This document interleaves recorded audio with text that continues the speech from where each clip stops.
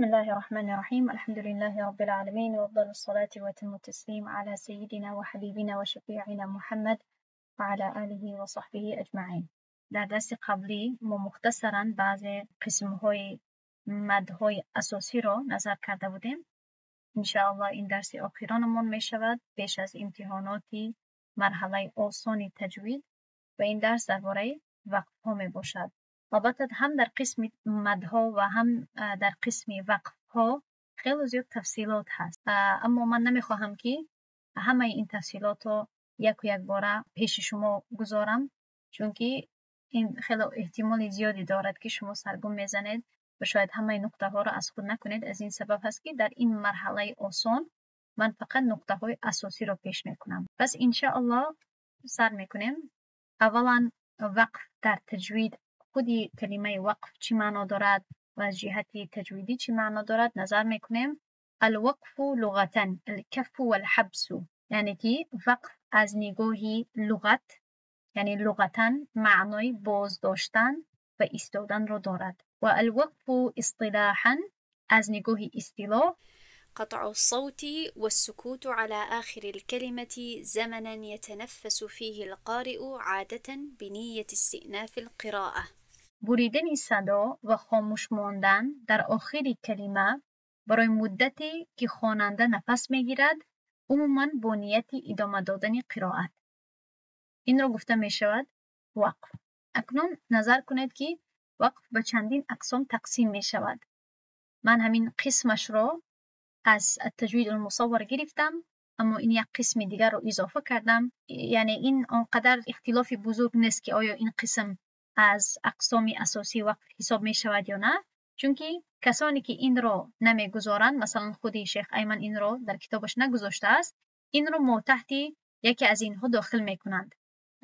به فکرم که همین اختیاری در داخلی اختیاری یا اینکه اختباری داخل می کنند، چون که خیلی بین این و اختبار یعنی امتحان گرفتن یا اینکه این از جهت اختیار مانندی هست، مشابهت هست، پس برای این یک قسم جدا نمیگذارند. اما من چون که یعنی بعضی کتاب ها دارن، من خواستم که با تفصیل برای شما پیش کنم تا اینکه گاهی اگر در یکم کتاب تجوید اگر این قسم را دیدید فهمید که از این یعنی چی و به چی اشاره میکند. پس وقف از جهت قسم های اساسیش به چهار قسم تقسیم می شود: اختباری، اضطراری، اختیاری و انتظاری. یک گپ خوب همین هست، یک نکته که برای شما آسانی میدهد همین است که قریب همه این کلمه های عربی، قریب همه این اصطلاحات عربی به تاجیکی مشابهت دارن، مانندی دارن. پس شما حتی میتوانید که از همین کلمه ها رو حفظ کنید و از همین خودی کلمه ها و از همین اصطلاحات الکی هدفش رو و یعنی معنایش رو قید کنید. مثلا انتظاری به انتظار شدن اشاره میکند که من برای شما پوره تعریف این رو پیش میکنم. اختیاری از جهت اختیاری خودی همان قرائت کننده می باشد. اضطراری هم بعضی وقت این کلمه استفاده می شود از سبب ضروری، از سبب یعنی خیلی شدید و اضطرار باید که وقفه کرده شود یا قرائت کننده وقفه می کند. و اختباری به امتحان یا اختبار گرفتن اشاره می کند. پس تا چه درجه که از زبان تاجیکی و فارسی اگر با خبر باشید شاید که یعنی اهمیت بدهید که این کلمه ها خیلی مشابهت دارند و حفظ کردن آنها خیلی آسان هست. به هر حال این است 4 اقسام اساسی و بعداً از این 4 اقسام اساسی فقط اختیاری هست که به دیگر اقسام تقسیم می شود.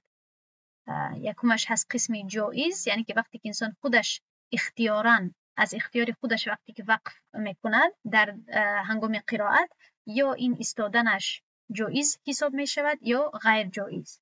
اگر جایز حساب شود 3 نوع دیگر هست که یعنی 3 نوع وقف کردن دیگر به تقسیم می شود و اگر جایز نباشد البته که از جهتی نوعش این رو وقفی قبیح گفته می شود. خب پس بعضی وقت بعضی کتاب های تجویدی همین نوع اختیاری رو به 4 اقسام تقسیم میکنن و این 4 اقسام رو پیش میکنن ما تحت همین اختیاری و این هم درست است، چون که ما میتوانیم که ما تحت همین اختیاری همین 4 اقسام رو ذکر کنیم و بعداً نشاندهی کنیم و بگوییم که این 3 تاش جایز هستند و اینش جایز نیست. این هم باکی ندارد، این هم یعنی درست حساب می شود. پس داخل میشیم، یعنی با تفصیل نظر میکنیم این اقسام رو. تقسیمات وقف. اولا گفتم که وقفی اضطراری یعنی که اینش. خب این فهمیدن اینش خیلی خیلی آسان هست، چون که به هم پیش می آید. این الوقف الاضطراری وقف است که خواننده مجبور می شود برای سببی ناگهانی و به اراده ایست کند، مثل اخذ زدن، نفسگیری، صوفه کردن یا فراموشی. ناگهان یکی وقفه میکنید، از این سبب های طبیعی، از بعضی دیگر سبب ها می شود فراموش کردید آیت را. از این سبب ها وقتی که ناگهان شما وقفه میکنید، این را وقفه اضطراری گفته می شود که خیلی آسان هست، دیگر تفصیلات ندارد. و تا جایی که حکمی وقف اضطراری می باشد، حکمش جایز هست، چون که این رو ناجایز حتی گفتنش معنا نمیدهد، چون که چطور یک چیزی که در دست خودمون نباشد، در دست خودی خواننده نباشد، چطور میتواند که ناجایز باشد وقتی که این از دست قرائت کننده بیرون هست. پس این جایز هست، یعنی که وقتی که این ناگهان این گونه یک وقف شود، البته که در معنای آیت میتواند که یک تأثیری منفی بیارد یا اینکه یک معنای نادرست را بیارد، اما چون که این از انسان ناگهان پیش آمد، بخشیده می شود و این یعنی گویا که جایز هست. اما قصدن این گونه کردن بعد وقف اضطراری حساب نمی شود. اگر کسی قصدن کند، این البته وقف اختیاری حساب می شود. اما تا آنکه وقف اضطراری نشود از پیش ما، یعنی که ما باید کوششی بندگی خود را کنیم که تا حد امکان از پیش ما وقف اضطراری، یعنی که وقفی که ناگهان شود، این گونه یک وقف رخ ندهد، این بهتر می شود. یعنی که اگر ما میدانیم خصلت خود را و کمزوری خود را که من نفسم نمیرسد در همین آیت، یا من عموما ناگهان فراموش میکنم اگر از خاطر خوانم، یا اینکه مثلا من سرفه دارم، باید کوشش کنیم که پیش از پیش کمی تعیین کنیم که من در اینجا وقفه میکنم و بعدا اعاده میکنم. خلاصی همین گپ همین شد که وقف اضطراری از دست انسان بیرون هست، پس جایز حساب می شود، اما تا حد اقل انسان باید کوشش کند که پیش از پیش اگر عادت خود را میداند یا مربوط به یگان آیتی خاص میداند که توانایی پره آیت را قرائت کردن ندارد، پیش از پیش باید کمی چی کند، کمی یعنی تیار باشد که در اینجا من وقفه میکنم و دوباره از قفاش تکرار میکنم. خب اکنون دوم وقف اختیاری. این است یعنی جای بحثی اصلی، چون که انسان خودش اختیار میکند، فیصله میکند که من در اینجا وقفه میکنم. این وقف است که خواننده به اراده خود ایست میکند. این دو نوع دارد: وقف اختیاری جایز و دومش وقف اختیاری غیر جایز، یعنی که وقف قبیح. و این وقف اختیاری جایز وقف است که معنای جمله یا کلمه تمام شده باشد و این سه اقسام دارد که انشالله در صحیفه بعدی نظر میکنیم. اما وقف اختیاری که غیر جایز هست یا به نام قبیح می باشد، این وقف است که معنای جمله ناکامل است و ایستادن معنای آیت را ویران میکند. این شد دو قسم های وقف اختیاری. سوم قسم اساسی، بعضی وقت این وقف انتظاری و اختباری را علما در کتاب‌های تجوید همچون اقسام اساسی ذکر نمی‌کنند، همچون یک نقطه پیش می‌کنند که این گونه وقت هم یعنی رخ دادنش ممکن هست. بعضی وقت این انتظاری و اختباری را در تحت همین اختیاری ذکر می‌کنند. یعنی که اگر کمی دقیق‌تر اگر گویم، وقف اضطراری و اختیاری اساس‌تر هستند نسبت به این دو تا دیگر. اما باز هم بعضی دیگر کتاب‌ها انتظاری و اختباری را همچون یعنی در پیشی همان اقسام اساسی ذکر میکنند. اما اگر از جهتی که آیا این در اختیاری خواننده هست یا نه، هر دو اینها تحت همین اختیاری داخل شدن میتوانند، یعنی داخل شدنشون امکان دارد و معنادار میشود، چون که انسان از اختیاری خودش برای انتظار یا برای قرائت یا برای امتحان چی میکند؟ وقفه میکند اختیارا با اراده خود.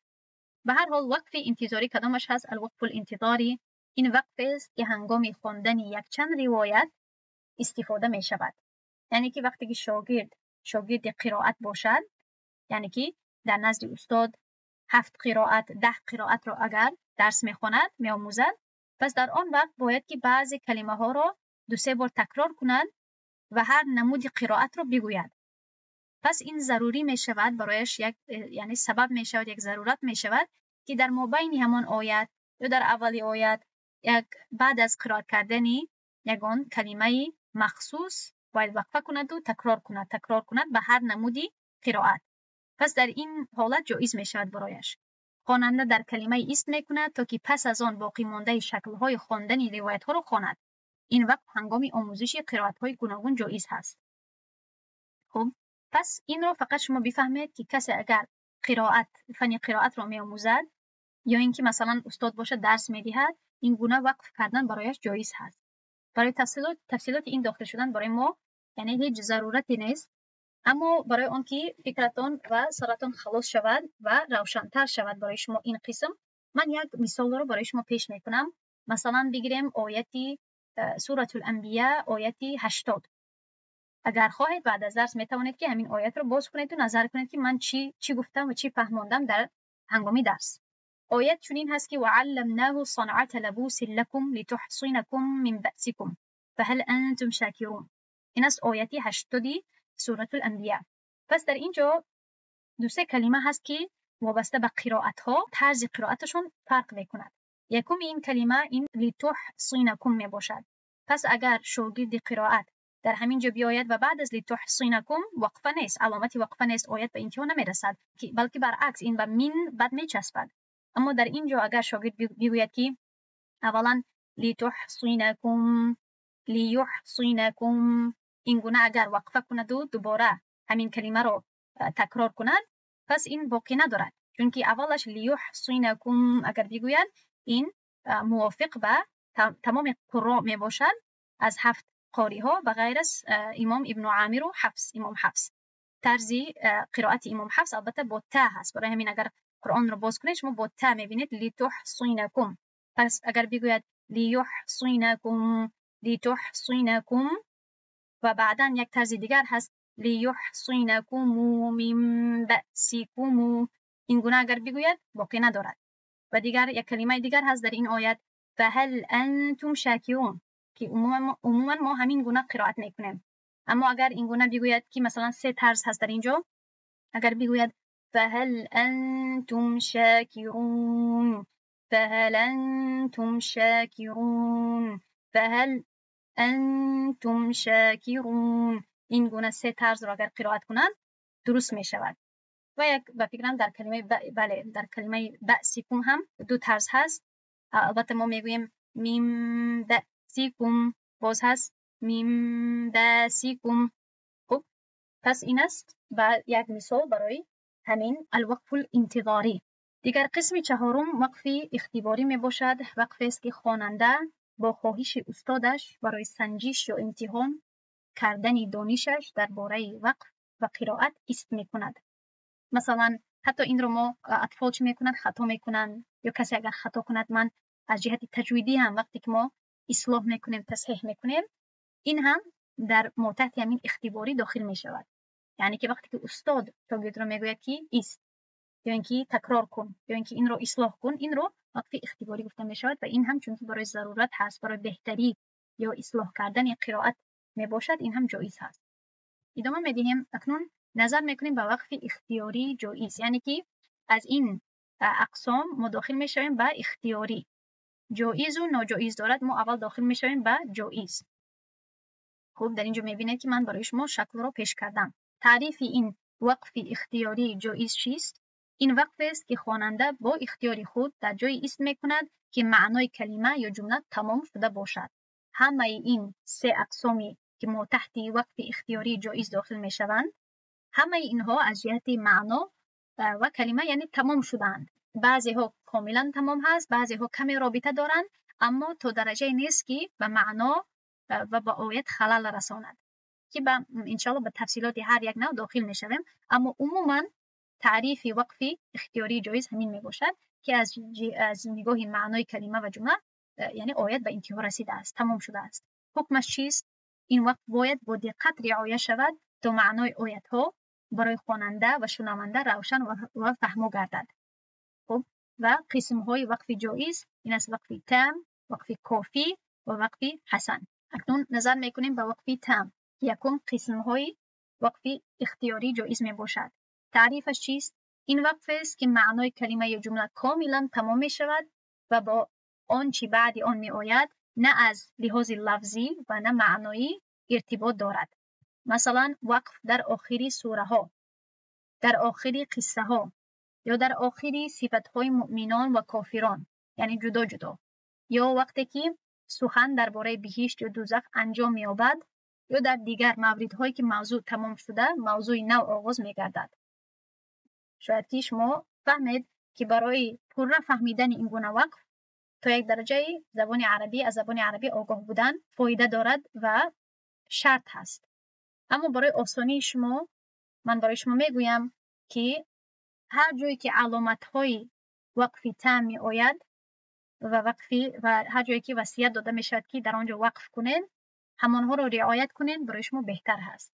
یعنی که الکی برای کسانی که عرب نیستند و معنای قرآن را درست نمیفهمند الکی برای آسانی آنها بعضی علامت ها هست که در آخر درس خواهیم دید.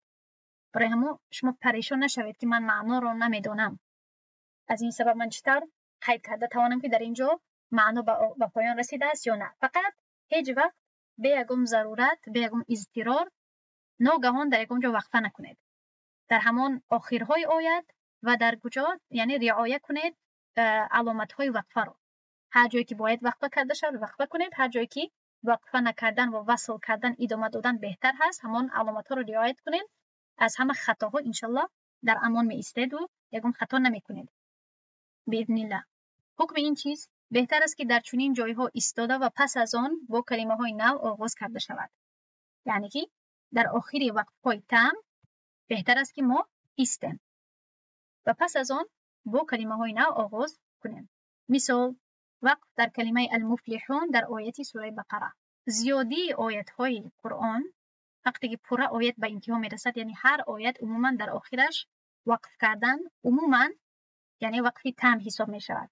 هست بعضی آیت هایی که به انتها میرسند اما بین این آیت و آیت بعدی رابطه هست و ادامه دادن بهتر هست. اما عموما همین علامت های یعنی گیردی که در آخر آیت ها شما میبینید که اشاره میکند که این یک آیت هست این دیگر آیت هست، عموما در آخر همین آیت ها وقف کردن این سنت پیامبر صلی الله علیه و آله می باشد و یعنی در زیادی در اکثری یعنی وقت ها این بهتر می شود و شما در خطا نمی افتید. پس در اینجا نظر کنید اولئک علی هدی من ربهم و اولئک هم المفلحون. پس در اینجا وقفه کردن وقفی تام حساب می شود چون که این آیتی که پیش از این هست درباره مؤمنان می باشد و این آیت بعدی درباره کافران. پس بین اینها نه از جهت لفظی یعنی اعرابی و نه از جهت معنا رابطه است. پس در اینجا وقف کردن این را ما وقفی تام میگوییم. اولئک علی هدی من ربهم آنها هستند که در هدایت هستند یعنی در راه هدایت هستند از پروردگارشان و آنها هستند که موفق میگردند یعنی که موفق میباشند و بعداً بیشک کسانی که کفر کردند. خب پس این بین این دو آیه ها رابطه نیست از جهت معنا. در اینجا سخن درباره صفات های پرهیزگاران به پایان میرسد و پس از آن سخن درباره صفات های کافران آغاز می شود. پس این را وقفی تام گفته می شود. ادامه می دهیم به وقفی کافی. وقفی تام و کافی و حسن کمی به یکدیگر مشابهت دارند. از این سبب متوجه شوید که فرق را درک کرده بتوانید، فرق را بین آنها یافته بتوانید. تعریف وقف کافی چیست؟ این وقف است که معنای کلمه یا جمله تمام شده باشد اما از جهت معنا با آنچه بعد از آن می آید ارتباط داشته باشد اما نه از جهت لفظی. یعنی که معنای کلمه و جمله تمام هست اما از جهت معنا با آن چیزی که بعد می آید ارتباط دارد اما از جهت لفظی نه. یعنی که معنا ارتباط دارد اما اگر در اینجا ما وقف کنیم معنای همین قسمت آیت هم پوره می باشد به معنا خلل نمی رساند. یعنی که در اینجا اگر ما وقف کنیم که در مثال می آید معنای همین قسمت را ویران و نادرست نمی سازد اما باز هم به آن چیز که بعد از آن هست از جهت معنا رابطه دارد اما از جهت اعراب نه. حکم آن چیست؟ بهتر است که در چنین جایها ایستاده و پس از آن با کلمه های نو آغاز کرده شود. در اینجا اگر ایستیم این بهتر هست. چطوری که در وقت تام هم ایستادن بهتر هست.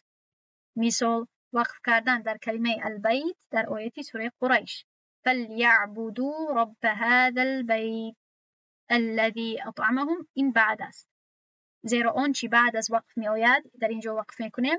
آن چیزی که بعد از این می آید از جهت معنا با آن چیزی که قبل از آن آمده است ارتباط دارد، اما از جهت لفظی و گراماتیکی پیوست نیست.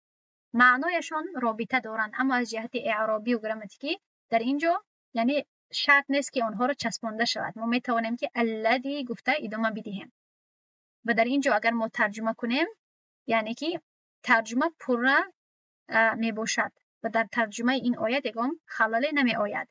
پس عبادت کنند پروردگار این خانه را. خب و بعداً آن کسی که اطعمهم من جوع، آن کسی که به آنها طعام می دهد. خب و این ادامه می دهد. پس در اینجا این قسمت آیت معنایش ویران نمی شود. این رو گفته می شود وقف کافی. خب ادامه می دهیم به وقف حسن. تعریف چیست؟ وقف است که معنای کلمه یا جمله تمام می شود، اما هم از جهت معنا و هم از جهت لفظی با آن چی پس از آن می آید ارتباط دارد. تعلقات لفظی یعنی اعرابی، یعنی در هر سه تعریف این سه قسم وقتی که من میگویم تعلق لفظی یعنی اعرابی، شما سرگم نزنید که من در اینجا میگویم که یعنی در اینجا نوشته می شود که معنای کلمه یا جمله تمام می شود، اما باز هم میگویم که از جهت معنا ارتباط دارد. وقتی که من این قسمت رو میگویم هم در این نوع و هم در نوع قبلی معنایش این هست که در همون جایی که ما وقف میکنیم معنایش پره هست، معنای کامل و معنای درست رو ادا میکند، پیش میکند، اما باز هم با آن چیزی که پس از آن می آید ارتباط دارد و این برای آن گفته می شود تا اینکه این سه نوع رو از نوع قبیح ما چی کنیم یعنی جدا کنیم. حکمیان جایز است که در چنین جایها ایستا، زیرا معنا روشن است، اما ابتدا کردن با آن چی پس از وقفه می آید درست نیست. در چنین حالت ها باید کلمه وقف شده یا یک دو کلمه قبلی را تکرار کرده شود تا که معنا پره شود. یعنی که فرق بین این سه نوع چی شد؟ در یکمش از جهت معنا و از جهت اعرابی آن در جایی که ما وقف میکنیم بین این آیت و آن آیت یگان خیلی رابطه نیست و ما باید که یعنی در اینجا وقف کنیم. در اینجا وقف کردن بهتر هست چون که تمام از جهت هم معنا و هم اعراب تمام شده است. این آیت یکم و آیت بعدی رابطه ندارد، بهتر است که ما وقف کنیم و آیت بعدی را از سر یعنی آغاز کنیم. در این وقف کافی از جهت معنا رابطه هست، اما باز هم در اون قسمتی که ما وقف میکنیم معنا پره هست و معنا یگم خیلی خلل نآمده است، اما از جهت اعرابی یگم خیلی رابطه نیست بینشون. در وقف حسن در بین دو قسمت آیت رابطه اعرابی و رابطه معنایی هم هست، اما اگر ما در اینجا وقف کنیم در قسمت یکمی آیت اگر وقف کنیم به معنایش یگم خیلی خلل نمیرساند. اما در اینجا در وقف حسن باید که ما اعاده کنیم چون که اگر اعاده نکنیم یعنی معنا با پرگی ادا نمی شود. در اینجا جایز هست که ما چی کنیم؟ در اینجا وقفه کنیم چون که معنا روشن هست، اما در وقت ابتدا کردن ما باید یعنی از ما بین همین آیت نمیتونیم ادامه بدیم. اگر وقفه کنیم باید که اعاده کنیم و پس رفته یک دو کلمه رو تکرار کرده، کلمه قبلی رو تکرار کرده دوباره با پره آیت برسیم تا اینکه معنای آیت پره شود. مثلا جایز هست وقف کردن در کلمه الحمدلله در همین قسمت جمله، در همین قسمت آیت در سوره فاتحه، اما لازم است که آن را تکرار نموده با آن چیزی که پس از آن آمده است پیوست کنیم. پس در اینجا من علامتی سوال رو گذاشتم که در اینجا آیا وقف کردن جایز هست؟ بله جایز هست. بهتر نیست، جایز هست، چون که بهتر آن وقت می شود که در آخر آیت باشد وقتی پر معنا به انتها می رسد.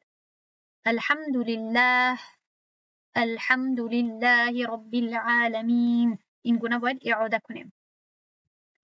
مثال دوم وقف کردن در کلمه الرسول حسن هست، جایز هست در سوره ممتحنه آیت یکم، اما ابتدا کردن با اون چیزی که پس از وقفه می آید یعنی و ایاکم قبیح هست و جایز نیست. یخرجون الرسول، این باید در اینجا می بود علامت سوال، یخرجون الرسول. خب یخرجون الرسول اگر این گونه گفته وقفه کنیم این باقی ندارد یعنی جایز هست، علامت سوال باید در اینجا باشد. خب اما از و ایاکم یعنی ابتدا کردن این جایز نیست، به معنا خلال میرساند. پس اگر در اینجا ما وقفه کنیم باید که اعاده کنیم. یخرجون الرسول و ایاکم و بعدا ادامه بدیم. خب این شد وقف حسن. اکنون نظر کنید به وقف اختیاری غیر جایز. یعنی که تا اینجا ما نظر کردیم به 3 اقسامی، 1 2 3 اقسامی وقف اختیاری جایز. اکنون ما یعنی از این بخش تمام کردیم، ادامه میدهیم به وقف اختیاری غیر جایز. آن وقف اختیاری که جایز نیست و قبیح نامیده می شود. نظر کنید اولا یعنی تعریف همین قسم چیست؟ این وقف است که خواننده با اختیار خود در جای است میکند که معنای کلمه یا جمله ناکامل است و با آن چی پس از آن می آید هم از جهت لفظی و هم از جهت معنایی ارتباط دارد. چون که در اینجا در مابین این آیت یا این قسمت آیت و قسمت بعدی چون که ارتباط هست، رابطه معنایی و یعنی حتی اعرابی هست، در آنجا وقف کردن جایز نیست، قبیح هست. ایستا کردن در چنین موردها جایز نیست مگر با سبب اضطرار، سوفه کردن، اخسا زدن، خستگی یا کم شدن نفس. اگر مجبوری ایستادن لازم شود، خواننده باید به آنچه قبل از وقت گفته شد برگردد تا معنی پر شود. خب یعنی اعاده کند چنان که من به شما گفتم. اکنون این چند درجه می داشته باشد وابسته به معنای همان آیت یا معنای همان آیت که در آنجا وقف کرده می شود. پس اینها را در صحیفه بعدی نظر میکنیم. خب درجه های وقفی ممنوع یا وقفی غیر جایز عموما به 3 درجه تقسیم می شود. خب اولا بعضی وقفها متن را به معنای و به فایده می گردانند و شنونده را به فهمیشی هدفی متن قرائت شده می گذارند. مثلا وقف در فعل به فاعلش، یا در مبتدا به خبرش، یا در شرط به جوابش، یا در کلمه نصب شده به منصوب، یا در حروف جر به مجرور. البته ماشاءالله شما میدانید که این به چه چیزها اشاره میکند. شاید که حتی در آیه های قرآن شناخته توانید. در درس دهم عربی معلقه همین گونه یک تمرین کرده بودیم که یعنی در سوره الفاتحه ما بعضی مبتدا خبر و بعضی موصوف صفت و بعضی این گونه فعل فاعل و غیره، فعل فاعل نبود اما بعضی فعل ها و غیره رو جر و مجرور رو نظر کرده بودیم. پس الکی چون که هم عربی رو میدونید تا یک درجه و هم این قانون رو میدونید، الکی میتوانید که از همین قانون پیروی کنید و یعنی بشناسید بهتر، ببینید که چطور حکم پیروی کرده می شود، جاری کرده می شود. پس مثال وقف کردن در اسم در آیتی سوره الاعلى، سبح اسم ربک الاعلى. تمام تعریف سبحی معنایش تسبیح بیان کن. تسبیح بیان کن به نامی، این از نامی پروردگارت، به نامی پروردگارت. اما اگر در اینجا وقف کرده شود تسبیح بیان کن به نامی یا با نامی، پس در اینجا اگر وقف کرده شود این وقف قبیح است، چون که متن را یعنی پورا معنای متن همین آیت فهمیده نمی شود و حتی یعنی معنایش رو فهمیده نمی شود. اگر معنایش نادرست شود پس از جهت قبیح بودن این زیادتر ممنوع می شود و زیادتر قبیح شماریده می شود. پس درجه دوم رو نظر کنید. از این هم بدتر وقفای هستند که معنای نادرست می دهند و شنونده را گمراه می کنند، یعنی که از جهت فهمیش گمراه می کنند. مثلا وقف کردن در الصلاة در این آیت، در آیتی سوره النساء، یا ایها الذین آمنوا، ای کسانی که ایمان آوردید یا ایمان دارید، لا تقربوا الصلاة و انتم سکارى، به نماز نزدیک نشوید هنگامی که نشه هستید، در حالت نشه بودن. پس اگر وقف کرده شود در اینجا، من برای شما اشاره کنم بهتر، اگر در اینجا وقف کرده شود این را وقف قبیح میگویند و درجه یعنی تو درجه دوم یعنی از جهتی سخت بودن یا اینکه از جهتی ممنوع بودنش می باشد. چون که معنا به چی می شود؟ ای کسانی که ایمان آورده اید به نماز نزدیک نشوید. این نادرست شد، کاملا معنای چپنه شد. در اینجا اگر وقف کرده شود این هم ممنوع هست من گفتم، اما از جهتی قبیح بودن این فقط پورا معنا رو نمی دهد، معنا یعنی به معنا می شود که تسبیح بیان کن به نامی. پس یعنی نادرست می شود اما تا این درجه که تماما یک معنای نادرست رو پیش کند نمی باشد. خب اهمیت بدهید که چقدر در این آیت تماما آیت نادرست می شود، یعنی ما را از نماز خواندن گویا که باز می دارد. حقیقت حال این است که این طور نیست. این مخصوص بود به یک زمانی که در آن زمان شراب ننوشیدن فقط هنگام نماز ممنوع بود، چون که با تدریج حرمت نوشیدن شراب با تدریج یعنی آهسته آهسته حرام شد، یکی یک باره حرام نشد. پس این آیت به همان زمان اشاره میکند که باید که مسلمان ها چند وقت پیش از نماز باید که در حالت درست می بودن، فکرشان باید روشن می بود و از شراب باید دور می بودن تا اینکه وقتی ادا کردن نماز یعنی درست ادا می کردن نماز را. خب البته این آیت به تفسیر و به تفصیلات ضرورت دارد که حالا در این داخل نمی شویم، فقط همین قدر را بدانید. اکنون درجه سوم چیست؟ بدترین وقف ها آنها می باشند که معنای مخالف عقیده دینی و تفسیر ناشایسته به الله می دهند. مثلا وقف کردن در یهدی در این آیت ان الله لا یهدی القوم الفاسقین در سوره منافقون که الله بیشک الله هدایت نمی کند قوم فاسقان را. خب پس در اینجا اگر ما وقف کنیم لا یهدی معنی چی می شود؟ اعوذ بالله که بیشک الله هدایت نمی کند، یعنی که عموما الله هدایت نمی کند، که این معنای نادرست هست و این معنای ناشایسته هست به الله سبحانه و تعالی. پس این بود بعضی مثال ها. اکنون در آخران صحیفه ما نظر میکنیم به بعضی علامت های وقف. از همه علامت های مهمی که شما همچون ابتدا کننده به فکر خود بگیرید و پیروی کنید. اگر اینها را بدانید و همینها را پیروی کنید از همه خطاها انشاءالله که در امین می ایستید و محافظ می باشید. اولا نظر کنیم به این علامت از طرف راست، این علامتی صاد لام و یا. خب که این اصلا کوتاه شدنی دو کلمه می باشد که الوصل اولا یا وصل اولا. از وصل صادش رو می گیرند و از اولا لام قطعی یا الف مقصوره آخرش رو می گیرند و می چسبانند. این علامت نشان می دهد که ادامه دادن خواندن بهتر از ایستادن هست. خواننده می تواند به وقف خواندن را ادامه دهد. برای همین این چیست؟ الوصل اول و اولا. ادامه دادن وصل کردن بهتر هست. دوم علامت این قاف لام و یا اینکه الف مقصوره خواهد می باشد که این جمع شدنی یا کوتاه شدنی دو کلمه هست، وقف اولا یا الوقف اولا، که از کلمه وقف قاف رو میگیرند و از اولا لام یا الف مقصوره رو میگیرند و به یکدیگر میچسبانند. این چی معنا دارد؟ نظر کنید. این علامت نشان میدهد که ایستادن در اینجا اولا یعنی بهتر است، یعنی وقف کردن بهتر از ادامه دادن خواندن هست. بعداً جیم جواز الوقف او الوصل. این علامتی وقف جایز هست، از کلمه جایز جیم رو گرفته در اینجا کوتاه کرده ماندین همچون یک رمز. خواننده میتواند در اینجا ایستد یا به ایست ادامه دهد.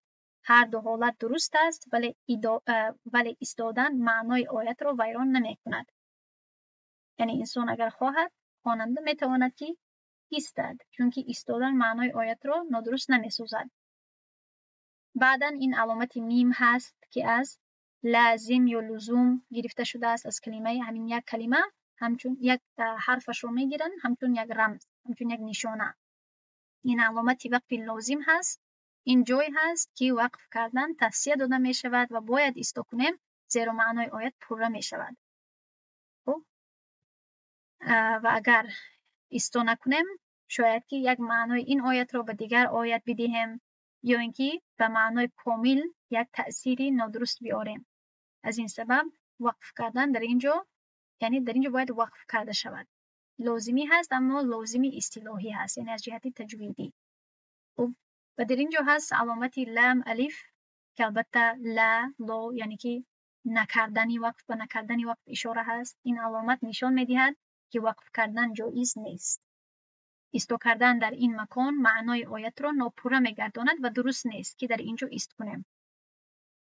و بعداً آخران این علامتی نقطه ها می باشد، 3 نقطه‌ای که در دو جای قریبی یک آیت می باشند.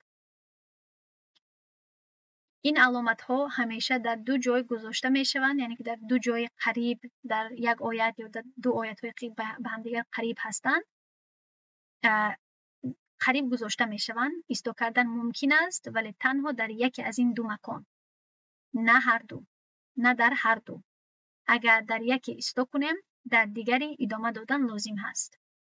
خب پس انشاءالله شما اینها رو تکرار کنید، در مصحف اینها رو جستجو کنید و اگر در دو سه جای اگر قبلا با اینها آشنا نباشید در دو سه جای مصحف اینها رو پیدا کنید، اهمیت بدهید و انشاءالله همین گونه تمرین کنید که در اینجا ایستادن بهتر، در اینجا ادامه دادن بهتر و غیره. و انشاءالله همه اینها رو با آسانی خواهید آموخت. انشاءالله مشق. در اینجا 10 سوال هست. میتوانید که نامه های خود رو نویسید و هر یک سوال رو جواب بدهید. سوال یکم چنین هست که وقف در اصطلاح تجوید چی را گفته می شود؟ یعنی که وقف گفته این قطع کردن آواز است از کلمه قرآنی، یک مهلتی که عادتاً در آن نفس میگیرند با نیت دوباره آغاز کردن قرائت. بله این جوابی درست هست. چون را گفته می شود وقف در جهت اصطلاحی تجوید. بهترین. دوم سوال این است که 4 قسم های اساسی وقف. السلام علیکم و رحمت الله. علیکم السلام. 4 قسم های اساسی وقف: وقف تام، وقف کافی، وقف حسن، وقف کبه. بله اینها هم می شوند، اما من از اساسی اکو در درجه اول که تقسیم می شوند همانها رو در نظر داشتم. وقتی اختیاری، اضطراری، اختباری اینها باشد. بله و با آخرش اینها اختیاری تقسیم می شود، جایز و غیر جایز. بله در این 4 اقسام فقط انتظاری رو نگفتید که شاید قبلا نخوانده بودید، اما انتظاری برای پیش کردنی قرائت های گوناگون می باشد. اما بله درست جواب دادید. اکنون سوالی سوم، وقف اضطراری چگونه وقف می باشد؟ وقتی اضطراری وقتی که ما مثلا آواز ما نمیرسد، سوزا جان آواز ما نمیرسد. بله یعنی که وقتی که ناگهان آواز قطع می شود از سبب صرفت. قطع میشود. وقتی که مثلا نفس کشیدن نمیتونیم یا که آواز ما نمیرسد یا در یک حالتی که ما خواندن قرآن در مشکلی میکشیم، ما همونجا میتوانیم که همون وقت کنیم. همین رو وقتی اضطراری مینامند. بله اکو تاجیکیش نکنین و از بجای وقف بگوید. وقف. بله. وقف. خب سوالی 4، وقفی انتظاری چگونه وقف می باشد؟ وقتی انتظاری همان رو گفته می شود که در هنگام خواندن دیگر قرائت ها بین شاگرد و استادش می سپارد، در این هنگام به وقوع می آید.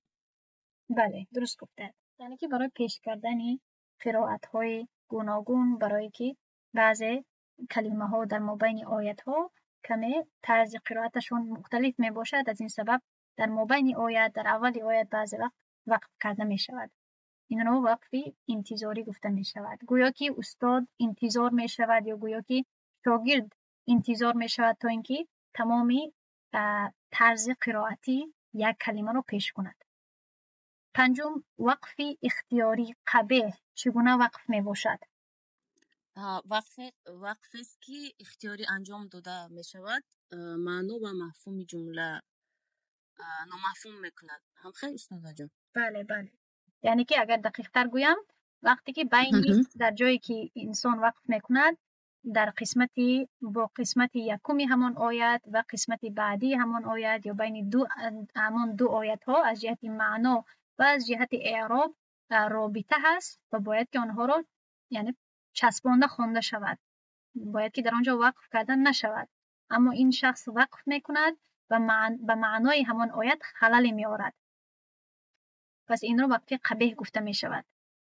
6، در اینجا الحمد لله رب العالمین اگر وقف کنیم آیا جایز است؟ در اینجا جایز هست. وقتی که الحمدلله ما استیم، بعد باز سری نو باید خونیم الحمدلله رب العالمین. بله این رو کدام وقف گفته می شود؟ نامش با یادتان هست؟ وقتی انتظاری بود یعنی وقفی حسن. اما جوابی درست داده. این درست هست اما باید که اعاده کرده شود. یعنی که اگر کسی بگوید الحمدلله بعد دوباره اعاده کند از اول سر کند، همین کاری که در اول انجام داد برایش جایز بود، باقی نداشت. اما اگر لله بگوید و بعد رب العالمین ادامه بدهد و در اینجا نادرست می شود. یعنی که باید وقت اینگونه از اینجا ابتدا نمیکرد، دوباره اعاده کند در این، چون که این سوم درجه وقف اختیاری می باشد که جایز هست، اما کمی در اینجا باید احتیاط کرد چون که اعاده کردن لازم هست.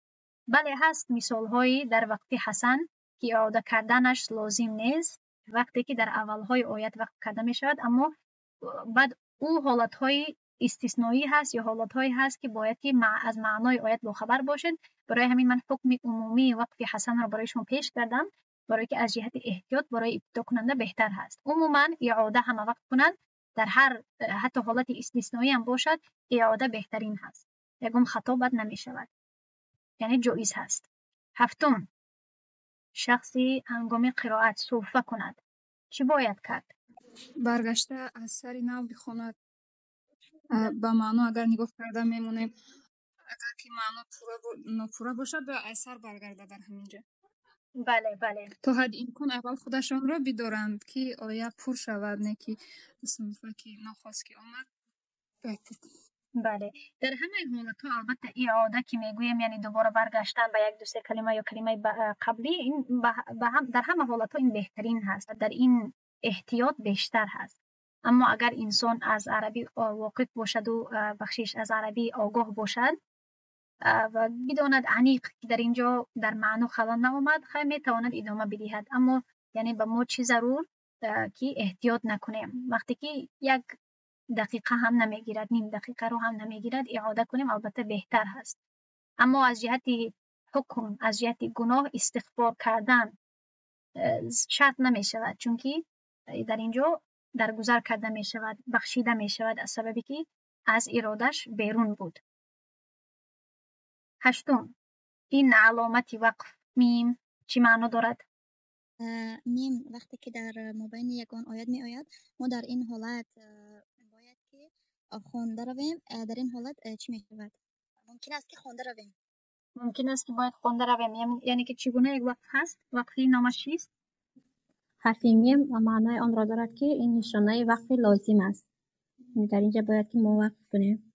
البته بله، احسنتی، بهترین گفتید.